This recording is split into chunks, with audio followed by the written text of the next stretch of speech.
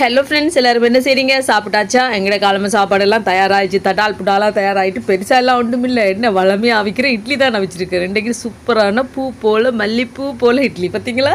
இட்லி வச்சுட்டு அதுக்கு பிறகு பார்த்தீங்கன்னு சொன்னால் பச்சை மிளகாய் சட்னி அரைச்சிருக்கோம் ஃப்ரெண்ட்ஸ். நல்ல டேஸ்ட்டாக இருக்கும். இட்லிக்கும் இந்த சட்னிக்கும் செம்ம டேஸ்ட்டாக தான் இருக்கும். ஆனால் சாம்பார் வச்சு சாப்பிட்டா அது ஒரு தனி சுவையாக இருக்கும். ஆனால் என்ன சொல்லுங்கள், சாம்பார் வச்சா பேருந்து மதியத்துக்கு அப்படின்ட்டு அதையே கொண்டு போக வேண்டி இருக்கும். அதனால் நான் பெருசாக காலையில் எப்போவுமே சாம்பார் நாட மாட்டேன். இரவில் செய்வனே கூடுதலாக காலையில் பார்த்தீங்கன்னு சொன்னால் இந்த சட்னி வகைகள்லாம் செய்கிறது. அதில் பார்த்தீங்கன்னு சொன்னால் இன்றைக்கி சூப்பரான பச்சை மிளகாய் சட்னி பார்த்தீங்களா, சூப்பராக தாளிச்செல்லாம் போட்டிருக்கு. இதை இந்த இட்லியோட சாப்பிட சும்மா செம்ம டேஸ்ட்டாக தான் இருக்கும். தொட்டு சாப்பிட்டாலும் நல்லா இருக்கும், அப்படி ஊற்றி போட்டு குழச்சி சாப்பிட்டாலும் குழச்சடிச்சாலும் செம்ம டேஸ்ட்டாக தான் இருக்கும் ஃப்ரெண்ட்ஸ். நீங்களாம் சாப்பிட்டீங்களா? என்ன செய்கிறீங்க? என்ன ஃப்ரெண்ட்ஸ், மழை பெஞ்சால் நல்ல குளிர் அடித்து மழை பெய்யுது. இப்போ பாருங்கள், வெயில் தாங்க முடியாத வெயிலாக இருக்குது.